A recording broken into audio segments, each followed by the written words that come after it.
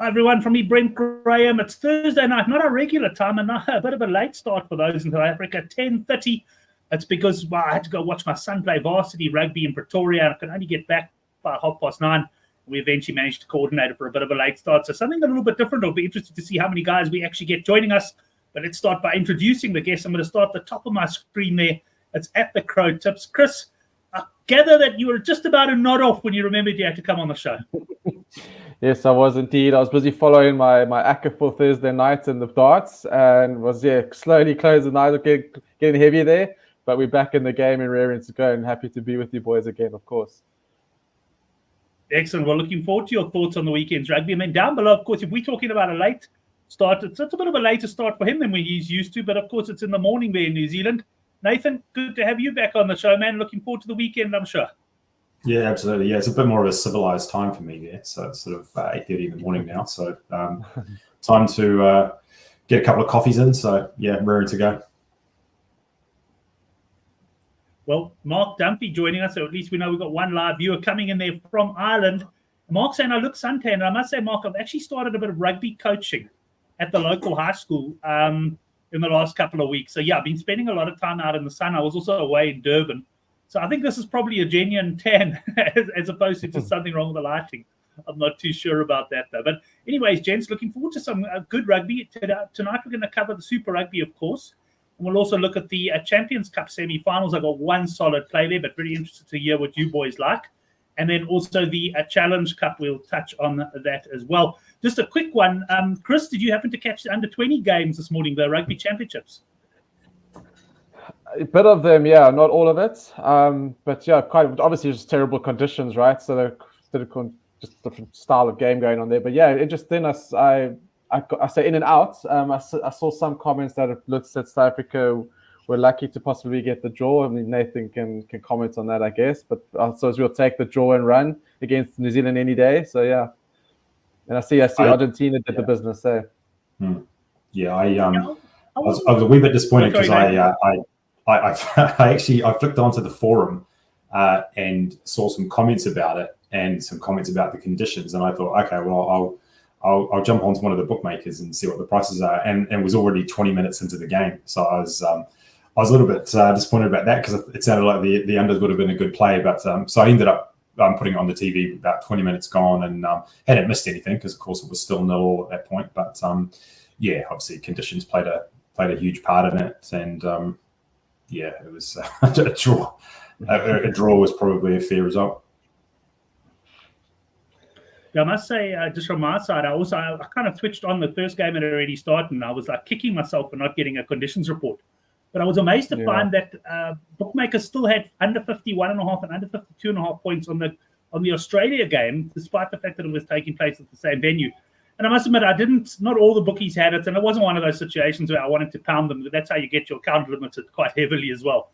But I managed to get a little bit of under 52.5 in the Australia game to get me off to a good start. Guys, I'm going to just quickly start the first game now. But first, welcome to the guys. Johan's also in the live chat, and Stefan saying, good. I think Oracle's not on the late show. We'll miss the start of the sevens tomorrow morning. I think that's a good one there. Yeah, but I'm going to get the boys started. I'm battling to hear them, and I know that's purely on my bloody Wi-Fi side, so I'm going to switch connections. But, Chris, I'm going to get you started. Very first game, let's talk Super Rugby, and I just want to make sure that I mix it up. With last week's one, we've got the Hurricanes. Opened around 20.5 in South Africa, and that's pretty much where it stayed against the Waratahs at a points line of 60.5. What are your thoughts there? Yeah, I did my capping today, and I capped it at 21. So I think this is very, very close, pretty good to where I thought this line was going to be. I think it's about right. The Canes have made some changes again, as they have through the whole season, which hasn't seemed to have impacted them. But of course, there was some quite bullishness on the Canes last week, and yeah, the Brumbies of old came through, and like I think I commented, if that was the old Brumbies, they probably win that game, and they obviously came through and they did win that game. But look, the Canes weren't really good either, to be fair. I think we would obviously see them in a nice bounce back spot here. So the changes, Tars also, I like the Tars have not made. They made a lot of positional changes, which is interesting, which I think could affect the structure of the game. So straight away on my eye, I see an open game. I mean, 60 points is also where I capped this on the points. So it's all well capped for me. But I wouldn't be afraid of the over 60 if you were us as natural overs punters, Brent. I wouldn't be afraid of taking on that 60, to be honest. I think it's going to be an open game. That cap is high because, the Tars can score. The Canes, obviously, defense has been a lot better. But as I said, from my point of view, well-capped game. If I was to, I'll probably be playing points tomorrow morning on this, maybe an alt doubles or something. But if anything, it's a lean on the over 60. I wouldn't be afraid of taking that on. Yeah, I also looked at the overs on this game, Chris. I must admit, I just wasn't particularly strong on it, and a game that I feel is fairly well handicapped as well. Nathan, what have you got for us in this one? Yeah, it's been quite a strange week, just in terms of my personal betting and some of these lines. Did you guys see the openers that came out on some of these super games? So this one, I just heard there was a lot of Monday. There was a lot of Monday movement, eh? But yeah, absolutely. So this game opened at 14.5, and wow. I have a theory behind this because so generally in what you term the world opener for Super Rugby will come out from New Zealand TAB on a Monday, maybe in the morning, maybe around midday, and then the others tend to follow towards the end of the day.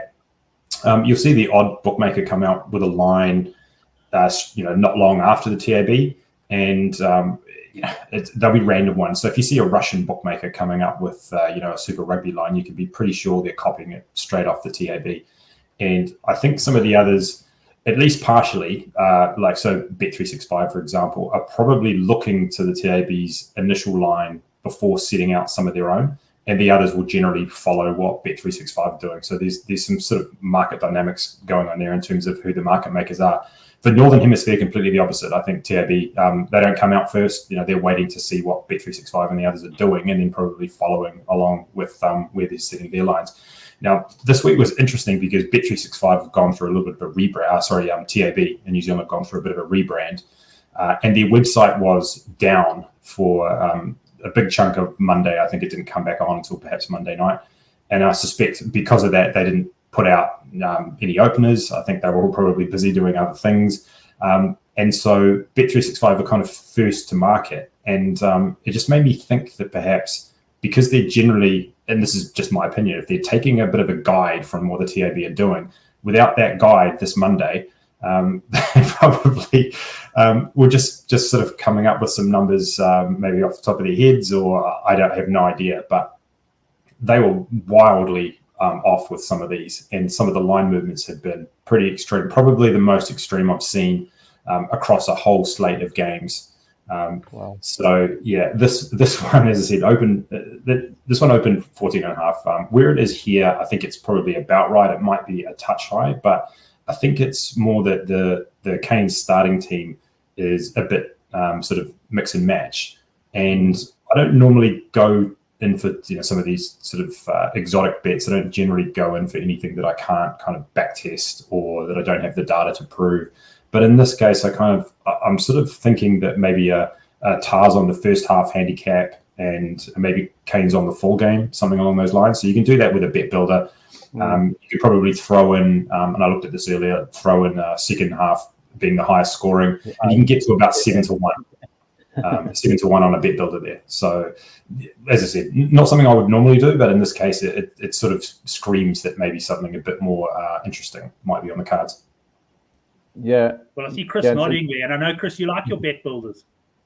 I love my bet builders. They're my bread and butter. But also, as you guys know, and my second half's highest scoring, and I was looking at that in this game as well, because also the Canes have a decent bench. They got Riasi, they got Paranara, they got some solid oaks there. Like if they are struggling, they can come through later on the game when the Tars are usually struggling themselves. So I could easily see a 4-5 try last 20-minute burst in this game. So I totally agree with Nathan there. That's another angle to definitely look at. Second half higher scoring. So it's interesting. You mentioned the bet builders. I know, and he sometimes watches the show as well, Admiral on Twitter. He often comes up with a bet builder, and it's kind of like that 1 to 12, but he's got a different, I forget now exactly how he gets there, but he pretty much gets there. And he seems to get a much bigger price than you'll get. And Nathan, I think we've had that chat before. We said, well, possibly it's just because the bookies are so tight on the actual 1 to 12 lines that he's probably getting the real price.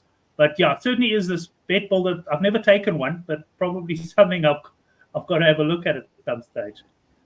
I've just hidden all the banners and comments here. Let's move on to the next game, Nathan. We'll go with you. We got the Rebels plus 14.5. This is very much where I handicapped it. And we got up against the Blues at home and a points line of 59.5. Yeah, this is the one game of the week that has not really changed from where it opened. It tends to be the one that they've got right. So I think it is lined about right. I might even lean slightly to the Rebels, but it's not somewhere where I'll be putting my money this week. And I actually have a sneaky suspicion this might go under. Could be an unders game, I think. And it's not something that I'd go and bet now as an under, because what you'll find that if you do want to bet the unders, and this is just kind of like a general rule, and it's not going to apply every time, that taking overs early and maybe backing unders late, because if you watch, you'll tend to find that games like this will creep up as the week goes on. And if you're going to bet under, the best time to bet it is generally not long before kickoff. So, and the understaker will be pleased to hear that unders actually are, in general, more prevalent than the overs. So you're not going to beat the VIG just by betting every single under, but you would break even based on sort of historical numbers. So yeah, it could be a sneaky unders play if you lift it late enough. And just on that, because I know that, and I was thinking about, because we had a conversation about Melbourne being a high scoring ground, which I think is like interesting, right? Because we've seen it during the Super Round. And I sort of got thinking about that. And one of the things about the Super Round, and it might not be that obvious, is that there's more day games during the Super Round, because they're playing 2 games a day, and they have earlier kickoffs than they normally would across an entire week. And day games, if you go back and look at the stats, like the earlier the kickoff time, the more high scoring the game is. Like it's very clear in the data that there's a correlation between kickoff time and scoring. So I just wondered whether part of the Melbourne factor is actually the earlier kickoff times, which sort of goes to say that, like, I'm not scared of Melbourne as a quote unquote fast track. Right, interesting. Yeah, I mean, it's a good point. Although obviously there are a couple of night games as well. But yes, what you say about day games, I mean, I know when you speak to the likes of Henrik and that over the years, we've all loved our points. And if we see an afternoon kickoff, which normally means in New Zealand a very early start, South Africa time, 4 o'clock wake up call or something, we automatically think overs, because you just don't get the due factor and stuff coming in there. Chris, just quickly to talk to you, there was a question there from Darren about SA sites having bet builders, and I was actually going to say Hollywood, although I haven't used it myself. Vin Naidu actually has pointed it out to me in the past. Are there any other South African bookies that you're aware of, or do bet builders for rugby? Yeah, I'm still using my Boyles in the UK, and 365 also have them. So no, I don't use, to be honest. I've got a Sunbet account now. I only reopened that recently, just because I've got some rands floating around at the moment. But I still generally use my UK bookmakers. So we are Boyles, and Boyles is quite interesting because they actually offer a bit different offering now for Super Rugby. They offer team tries and half tries, which they don't actually offer for English Prem and the URC. So it's quite interesting. But it's I love it, because I see a game like this, like Canes Tars, I see like a 52, 22, 25 type of game. I really do think that could be the scoreline. Just nail over 4 tries Canes, over 2 tries Tars, over 45 points. You get that bet build up to 3-1 ease quite quickly. And if you read that game well, and if you read it right, you can make so much value. Some bet builders, it's a bit right. I mean, maybe there is too many legs. It's leg heavy, and it can cause some people who are too conservative anxiety, I can imagine. I love them. But if you can nail the game, if you can read the game right, you can extract a lot of value out of a bet builder. Yeah, and in general, so I was just going to say with the bet builders, if you can come up with something where the legs that you're adding appear on the surface at least to not be correlated, because a lot of things are, like if you were to go over on points, over on tries, these sorts of things, they're actually, because they're correlated together, the algorithms that they use will actually give you quite a poor price, because they'll start to factor all these things in. But the one we were talking about earlier, which is, Tars sort of in the first half and then Canes overall, those things are actually negatively correlated. They shouldn't really happen in the same game, and that's why the price is actually higher.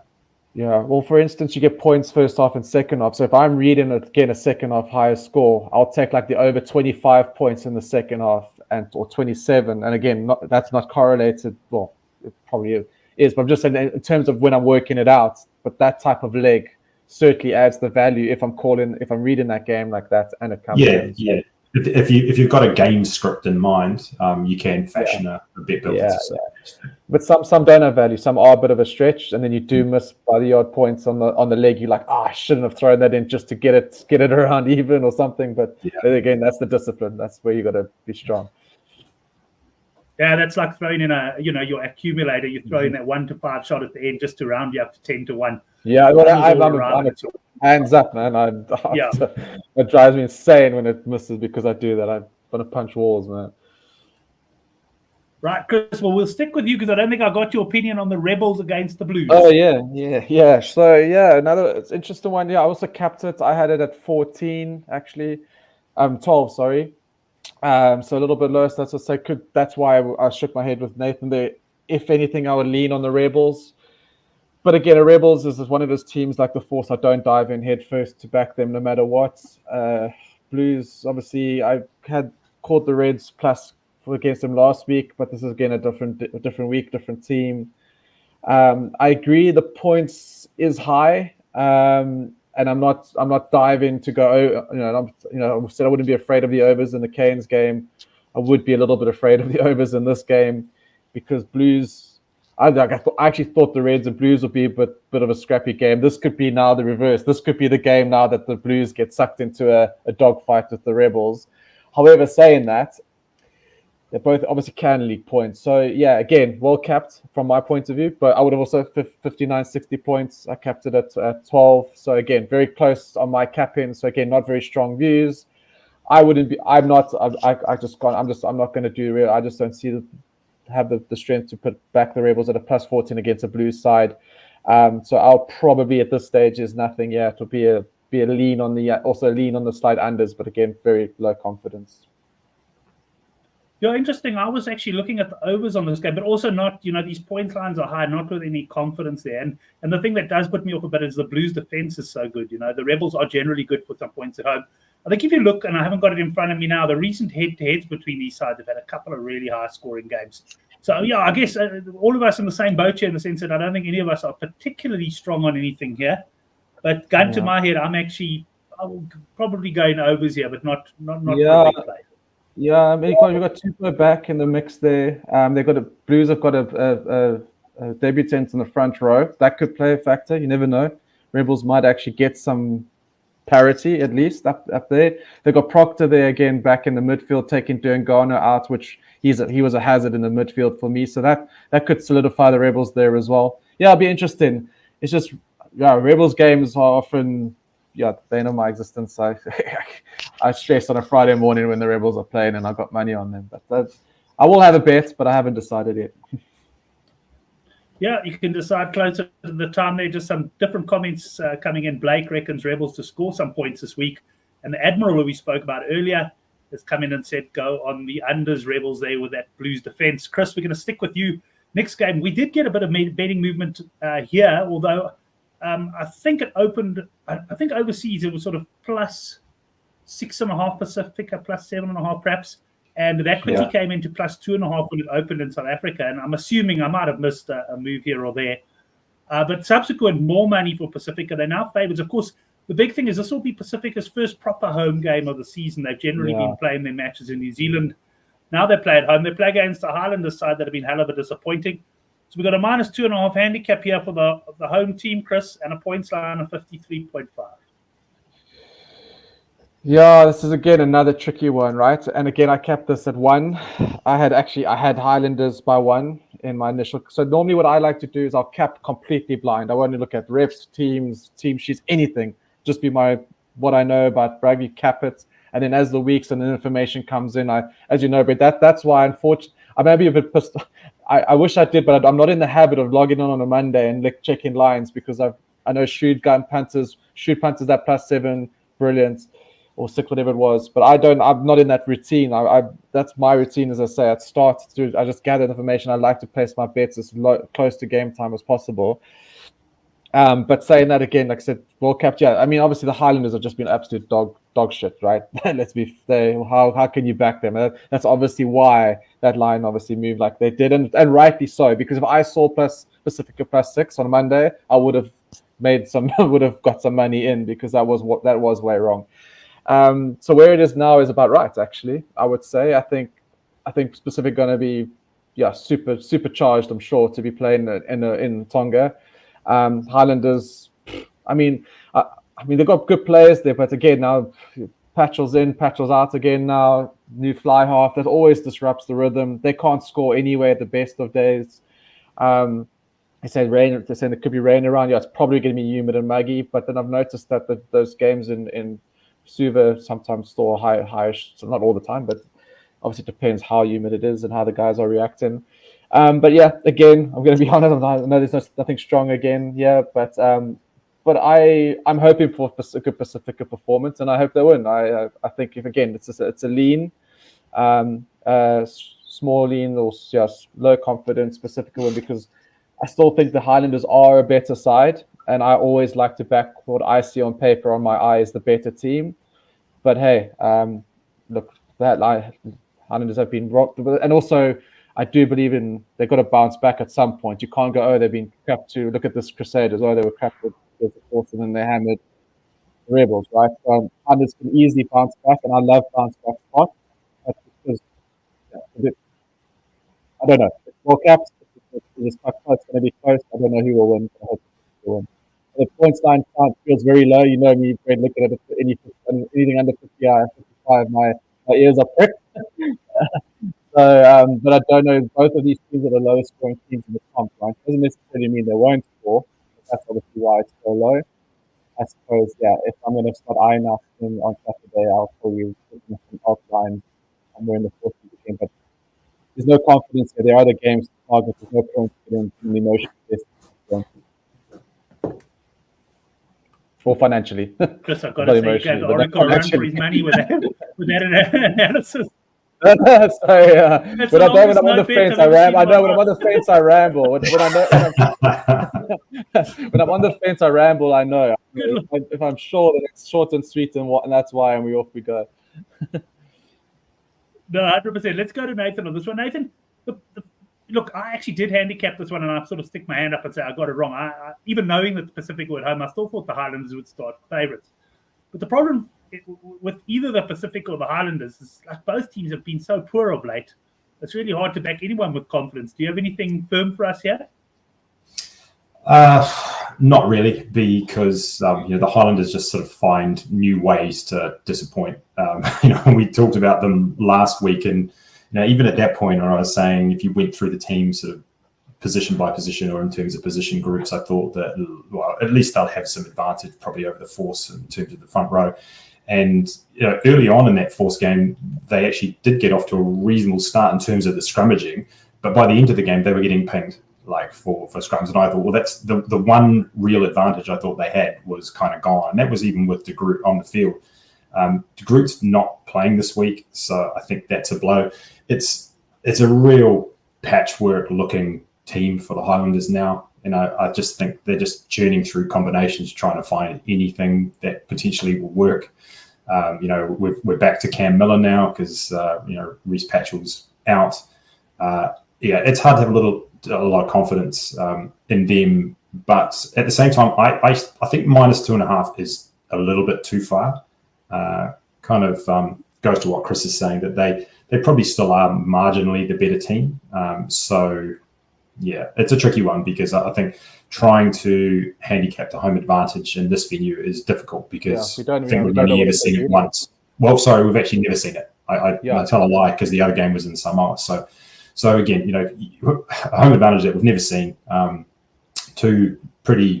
definitely very unreliable team and one very inconsistent team.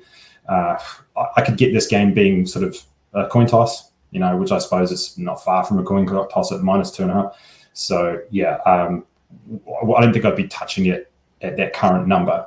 But if I was going to if I Force bet, I would probably go Highlanders. at that number.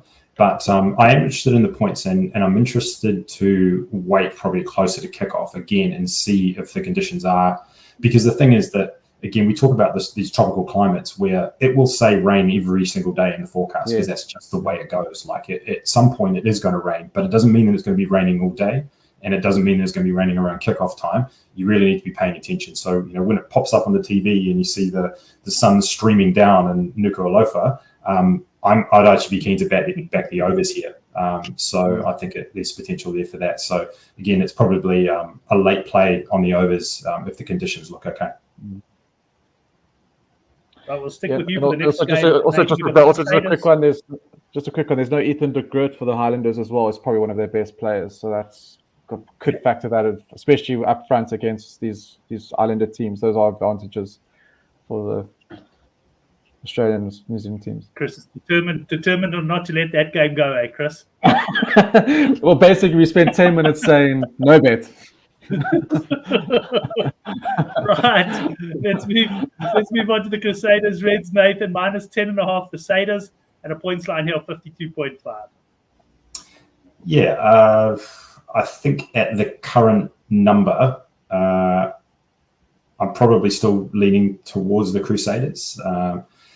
It is kind of getting up there, but I just think that I was sort of waiting to see if there was some signs of life last week. I didn't get involved in that Crusaders Rebels game. I'd rather be a week too late than a week too early in this case. But as I said, there are signs of life. Clearly, like the players that I've got back, like Scott Barrett didn't miss a beat, right? He was like he'd never been away. That was a big one. Havili starting at 10 is interesting, and reading the headlines, apparently that is a directive that's come from Scott Robertson. That's something he wants to see. So it's not that it's a decision that's sort of made without some thought behind it, I guess, at least. So that's good. Reds are really inconsistent, especially away from home. Like they've all of their good performances effectively come at home, especially this season. And it's kind of like you think back to last week, and you probably give them some credit for close loss to the Blues, and then they the week before they were at home to the Highlanders and it was 31-0. You go the week before and they're away in New Zealand against Moana and they lost that game, right? So you don't want to think too put too much weight in the really recent results because they're only 2 games away from a loss to Moana. So their away record's not great. This is one where if the Crusaders, if they've got that momentum behind them, if they feel they've got their confidence back, they could probably, put up some real points on the Reds, I think. Yeah, I'm very much in your camp on that one. I see the Admiral does like the Reds, so let's get Chris's view on this one. Chris, you got anything for us here? Yeah, this is probably one of my more confident as of the games we've gone through. Yeah, I did get on the Crusaders. I liked the Crusaders last week, and I said it on the show. I wanted to see it. I liked what I saw, and I think also talking about home form. Yeah, Crusaders' best performances have been coming at home. It's been Chiefs and then Rebels subsequently.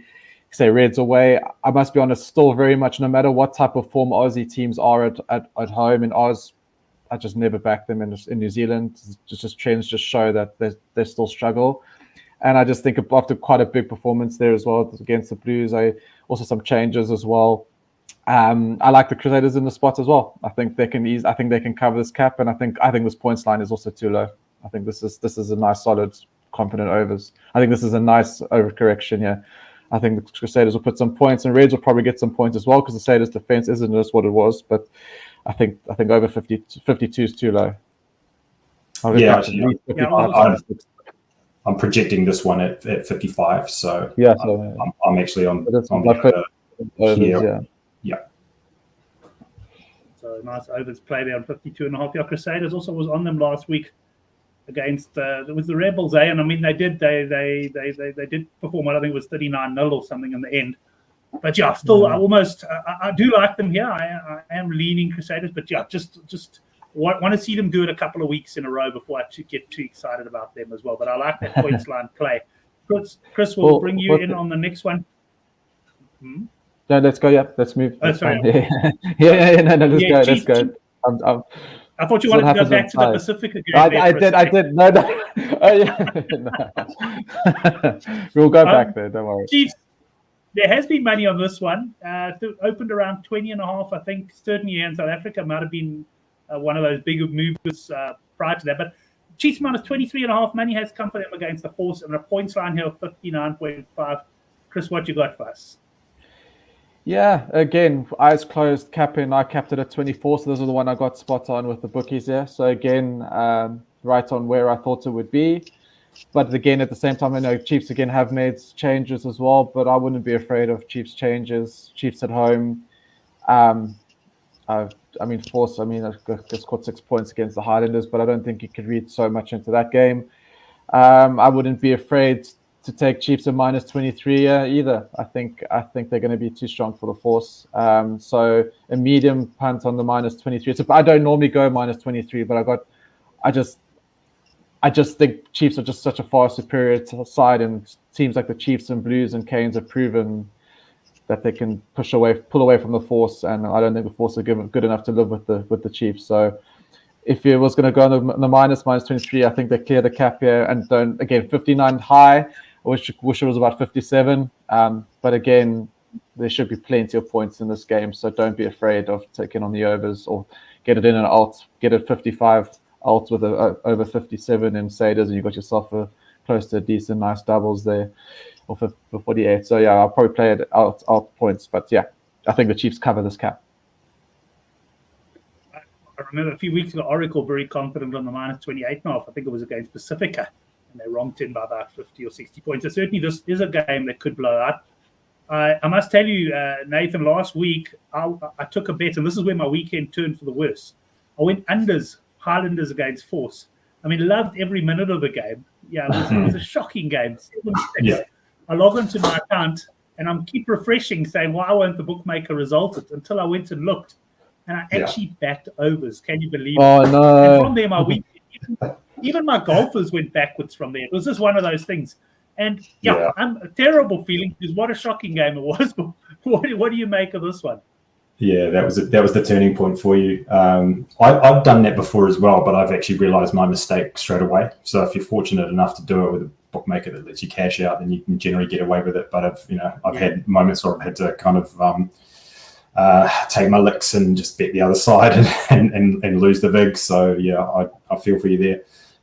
This one, it opened at 16.5, so it's travelled a fair old distance, and when you've got in on the early number, it's kind of hard to feel strongly about a cap this big. Like it, my initial reaction was maybe it's gone a little bit far, but then when I looked at the rotations that the Chiefs have made, a lot of them are fairly like for like. I don't think they're greatly weakened, and they've still got huge amounts of firepower out wide. Like that part hasn't changed. When you look at the Force, mostly unchanged, but Nick White is obviously a hugely pivotal player for them, and he's missing this week. So yeah, I think that I can absolutely see why someone would want to take the minus. The other thing I'd probably look at is potentially like the Force points under, because I think there's the possibility of this game going under, and if it does, it's probably going to be mainly down to the Force. Yeah. I see like a 45-10 scoreline. Yeah, that's the thing. If you're looking, so if you're 45-10 and you're looking at overs, then you're losing. Where as you say, if you either went. That's why the cap stands up for me. Yeah. Yeah, that's it. So then the cap with down, and Chiefs over 18.5 points there. Your Hunt reckons on that one. I've got another theory on this handicaps. Nathan, you were mentioning earlier that the guys couldn't copy the TAB. I actually think some of them might have logged on to Good for the Game and looked at my Sunday night caps, because I've generally been pretty accurate. But I was actually quite well out with quite a few of mine, and I didn't realize that it opened at 16.5, because that's where I went with this one. And as I say, I put my hand up, similar to the Hurricanes game. I also went 16.5, and it's one of those where I look at it and go, okay, I was wrong. And I've always said I do mine pretty quickly. And I'm thinking that maybe the guys couldn't find the TAB and they logged on to Good for the Game and took a bit of punishment follow. Yeah, well, I hope that's true because I can slip you a bit of cash and you can put up some more numbers like that next week if you like. There used to be, back in the days where the lines used to be generated, South African bookies would generate their own lines. There was a lot of guys used to message me and say, no, the guys, they watch good for the game and all of that sort of stuff and do it. But I mean, these days it all comes from overseas. But I was well out with a few of mine. The Admiral agrees with you on the Force. 23 is a lot for that team. And he says, ignore my maths. 18 points is actually the line for the. Chiefs at home also have to break down its fire. Yeah, sorry, Brent. Yeah, I would also be looking at unders on the Force there. Right, last Super Rugby game before we get into some Champions Cup. Nathan, we've got the Brumbies minus 15.5 against the Drua. Drua being going generally well at home, but not the greatest travellers in the world. And a points line 55.5. Yeah, I mean, it wouldn't have surprised to see the Brumbies do a little bit of rotation for this one, but they haven't really done that at all. So again, this one opened at 8.5, and it's again, I've never seen a week that moved so much across the 5 games where it has. So I would probably still take the Brumbies, to be honest, at 15.5. I think there's clearly some potential for a bit of a blowout here. It's not going to happen every time, and like anything else, right? There's always some risk involved, but it's not hard to see a long tail of results where this game gets heavily lopsided. I did see the comment there about it looking wet in Canberra. I don't know. I looked at this yesterday, and it looked like if there was going to be some rain, it was possibly later on. I mean, like anything else, right? You monitor it closer to the time and see how that weather forecast is looking. But I do in general take a look at all the venues and look at the weather, and I didn't get the impression that rain was going to be landing around kickoff time. It looked like a little bit after, but one to keep an eye on. And there's probably 2 reasons for that. Is that I also think that this points line is probably a bit low as well. So I would be inclined to take the over on that, assuming the conditions are okay. Yeah, I was actually going to ask you that, because I remember we had the discussion on one. If for example you like the unders here at 55.5, you'd have a go at it early because the rain can only help you then, as you say. But if you're leaning overs, then rather wait and watch conditions and see what happens. Yeah, and I think as well, like the general public, people who are kind of more recreational, I guess, in their betting, love betting overs, right? Like it's more fun to bet overs. It feels like more of a sweat. I think the people that if you kind of just watching casually, you like the idea that maybe your bet has already cashed after 60 minutes, and when that happens, that tends to stick in people's heads, and they'll say like, oh, I remember when this happened, so I'm going to do this again. But people have short memories, and they don't realise that the unders actually cashes more often. Yeah, I think it was the 2007 Rugby World Cup. I went unders on every game just as an experiment, 50 Rand a point or whatever it was spread betting. Yeah. It wasn't fixed odds. Right. And I ended up making let's just say if my 50 Rand was 1 unit, I ended up making something like 300 units or something over the tournament. It was really unbelievable. And I totally agree that people's natural tendency, and I mean, Chris, you and I are probably in that camp. It's not that we'll never take unders, but if there's a possibility, if we see a game that we think is an overs, we love our overs punting. Yeah, it's just about reading the match. That's how I see it. If I could read I anticipate how the game's going to go, and if it comes out to my head, how I work through my day, my bets. If it comes to unders, I'll place the unders. I'm not scared of it, but I think they are, like I said, there is definitely, because we have our left and right brains type of people. I've noticed one side are conservative and will naturally go towards unders, and others will want to go for the overs.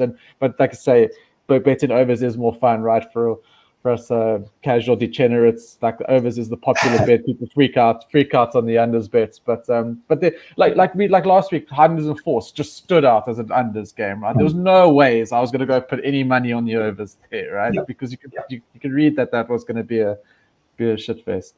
Yeah, I think psychologically, when people bet overs, it's it's easy. Like if you were to bet an under and then the game turns into, an 80-point tri-fest, like you think, oh my God, that was, ridiculous. Like, I lost this by 30 points. Whereas on the unders, you've naturally got a bit of a floor, like a floor which you can't really go beyond. You're unlikely to really go beyond, sort of 10 points. Whereas on the other side, you could go over by 30, like I said. So, and that tends to stick in people's minds because they think like, oh my God, the overs flew over, but the unders are just scraping in.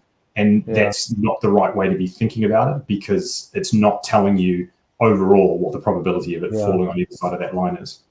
Yeah, and I've got a friend who loves to say, like with the unders, you're always in it.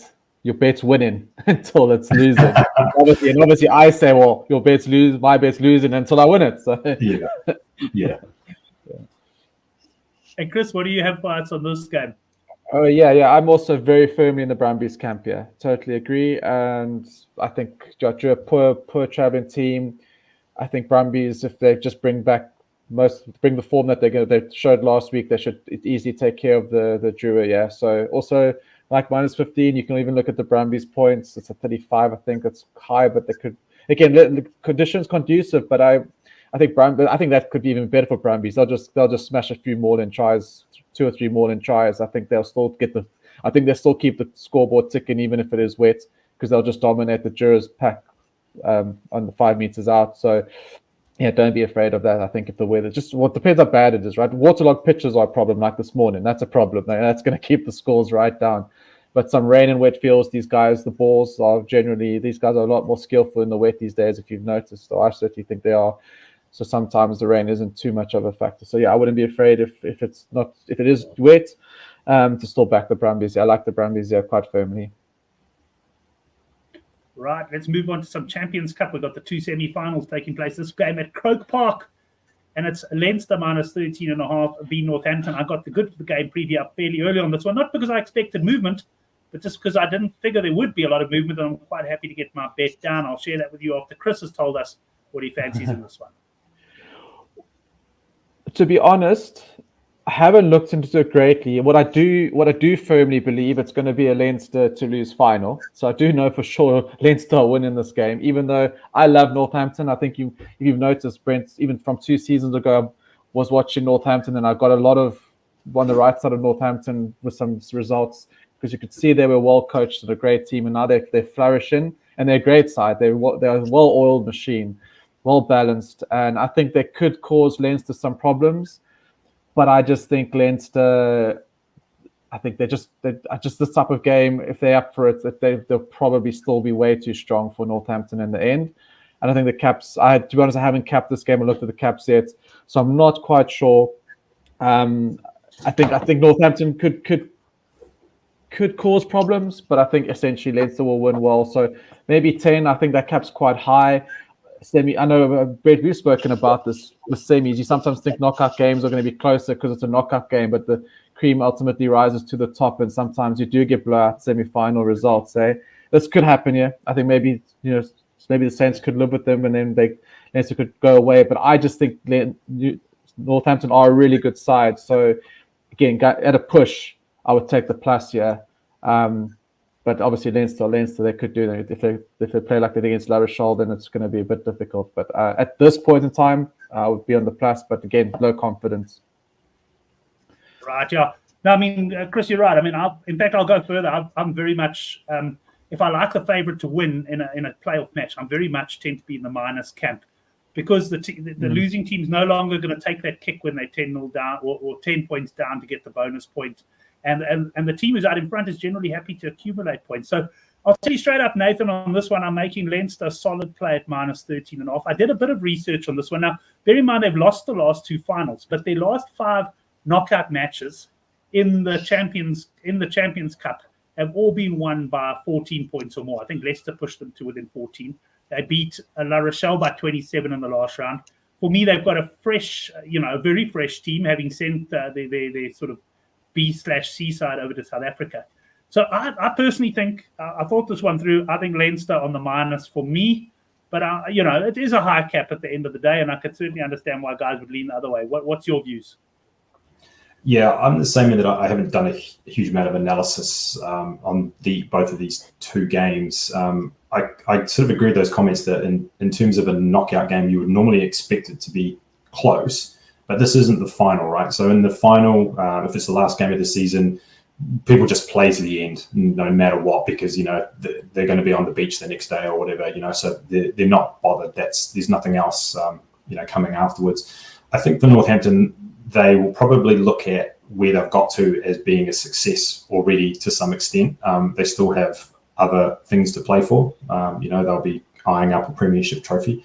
So I think there's a possibility that, if things are getting away from them towards the end of the game, that maybe that motivation kind of, dissipates to some extent, and maybe the score gets out of hand. So I think a lot of people, are probably looking ahead and saying that they know who the finalists are going to be. And, maybe, subconsciously some of these teams already believe that. So, I think I'd lean to Leinster here as well. And it was Blake who made the comment on overs. Interesting, Blake. Yeah, I mean, I could see the semi-finals being high scoring, but I haven't seen any lines. So if you have seen any points lines, please mention. Yeah, I think this could be points. The weather's good in Dublin. I think this could be. I don't know what I'm waiting for. It's going to be 52. Do we have a points line? I'd say it's probably going to be around 50, 52. So we haven't got a points line. I'll go over. If this was Leinster v La Rochelle, you'd be looking at a points line of about 44.5, 45.5 for a playoff game. But I think against Northampton, it might be edging up to about 48.5. Yeah, it could be just under 50. I'd say 50. I'm going to say 50, but I think this game's going to have over 50 points. Yeah, possibly. Probably not. I think I'm just going to be firm on the Leinster handicap there. Right, we'll give you first crack at this one. This handicap's been fairly stable all week. Toulouse minus 18.5 against Harlequins. Yeah. Oh, sorry, Nathan. I don't know if I mentioned I was giving that one. Yeah, that's okay. We know the flow. We know the flow. I read your mind. So I think this is probably a bit similar to the previous one in the sense that I think Harlequins they sort of seemed overjoyed to have got this far. I think beating Bordeaux almost felt like a bit of a cup final for them. I don't think they'll be coming into this game with high expectations of winning, and again, whether that flows through into the kind of the end game of this one, where if they are in a position where they don't have a realistic chance of winning, they throw caution to the wind to some extent, and that might sort of cost them against a team like Toulouse. So, yeah, I don't know if I'd be putting my money down on this one, at least not a huge amount, but it wouldn't be difficult to see this one getting out of hand towards the end if Toulouse were up, by 14, say, towards the end of the game. I must say, Blake might have a good one here. I mean, we haven't got a line yet, but this is certainly a game I could see becoming very high scoring. Harlequins are one of those sides. They 3 tries down. You can't count them out the game. They've just got that ability to come back, and they've made some brilliant comebacks over the years. They have one in France as well, but will Toulouse be a step too far? Yeah, I would say overs on points here for me, Chris, depending, unless the line's ridiculous. Yeah, no, I agree. I mean, I think the European, it's been loads of overs. I know we just talked about it goes unders, but there's been some really high scoring games, even when I thought they wouldn't be high scoring. So yeah, I see points as well, and totally agree. Party's over for Quins. I'm sorry to say. I think Toulouse look totally fired up in this comp, and I think this is a stretch too far. They're going to give it a go. They always do. And when they do, they leave the gaps open anyway, and Toulouse will stroll through those when they get given the opportunity. So yeah, I totally agree on the points here as well with what we get. I hope it's not going to be ridiculous. I hope they do. But I also think points, and I think Toulouse. Yeah, it's a high cap, but I think they probably cover that as well. Darren reckons he's hoping for a Harlequins points line of below 18.5, and he'll obviously be on the overs there.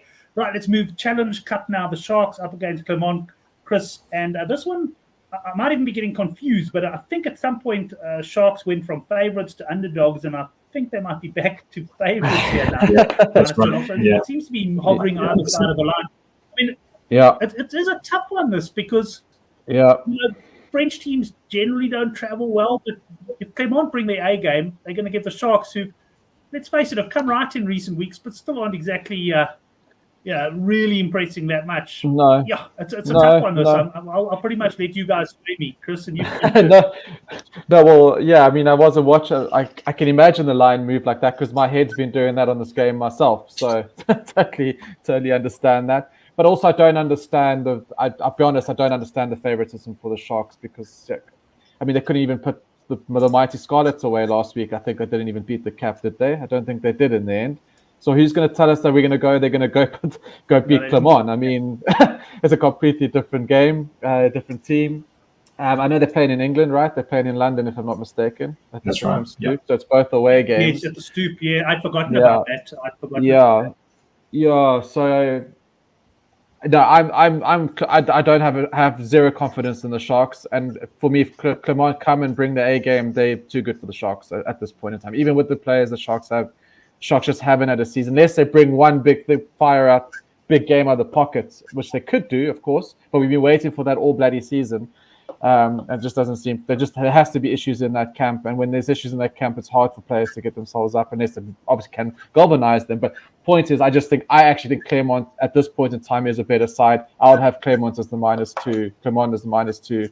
They got the cap wrong at the moment. I would cap it at I would say Clermont are one a couple of points favorites. Yeah. Right, so you'd be looking potentially there at Clermont on the board. Quite a lot of support for both sides there in the live chat. One thing I will say about the fact that the Sharks are playing at the Stoop, I think they played earlier in the URC season at the Stoop against Ospreys, if I remember correctly. And I was all over them. They had a big South African support base for coming to watch, and everyone was talking about it as this great, game for the Sharks, and they were absolutely awful. They lost to the Ospreys, and I lost a fortune on that game. So, as Nathan says, memories can play a role, and I don't remember that one very fondly. So I'm leaving Clermont here. Nathan, what have you got here for us? Yeah, I mean, it's he's talked about Clermont being not being great travellers, but they're not having to come very far, not compared to the Sharks. I know they've been over there for a few weeks, but like I agree with Chris. Like nothing about what the Sharks have done this year suggests that they should be favourites in this game.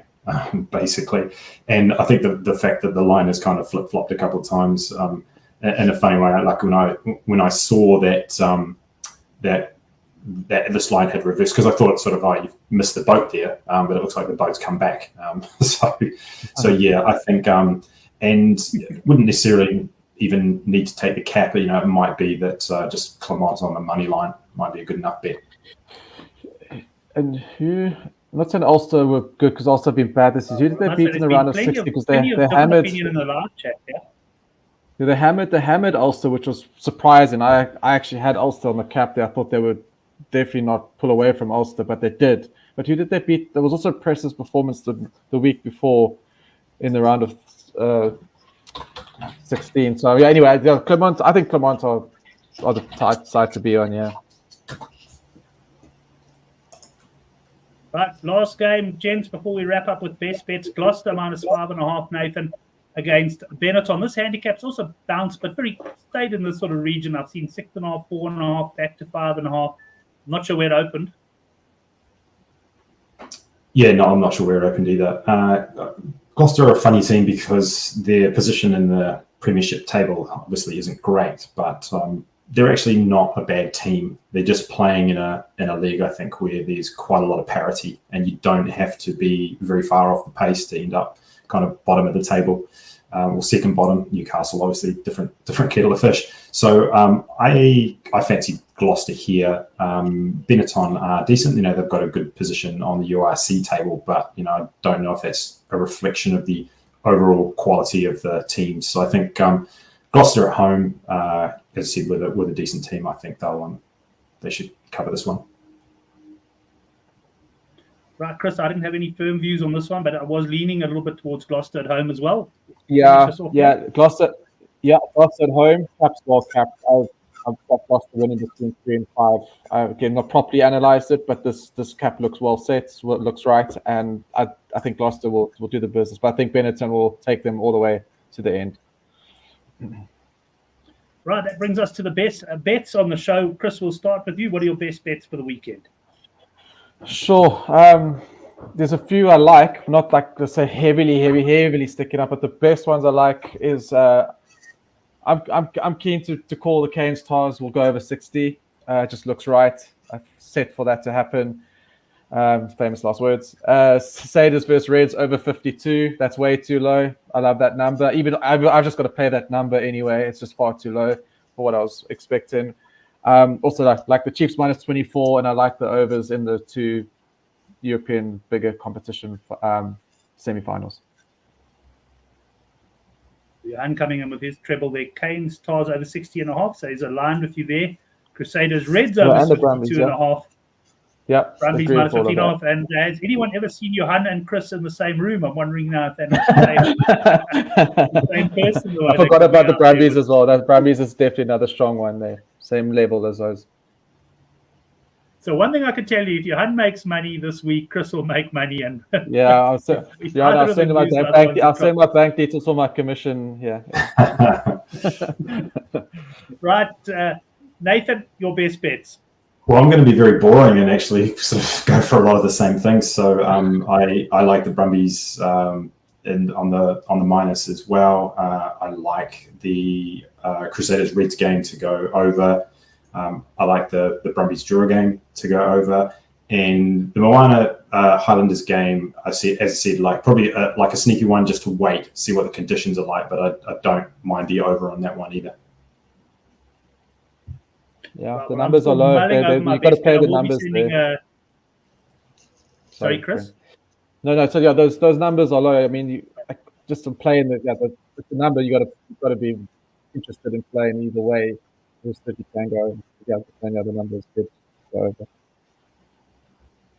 Right, no problem. Well, yeah, my best bet more than likely going to be lining up a Leinster best bet there. I love my knockout rugby.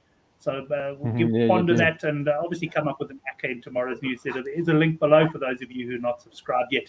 Anyway, that brings us to the end of the show, gents. Thanks to all the guys who contributed in the live chat. Some of them in Europe probably quite enjoyed the time. I think we lost a few South African viewers who were probably asleep. But at the same time, this time might suit other guys better. But thanks to the guys in the live chat. And then, Chris, thanks to yourself, man. Hope you have a good weekend. Yeah, thanks, Brent. You too. And then Nathan, enjoy the rest of what are you on now, Friday morning, looking ahead to the matches tonight. Have a cracking weekend. Yeah, thanks. Excellent. Thanks, everyone. We'll see you next week for the Handicap.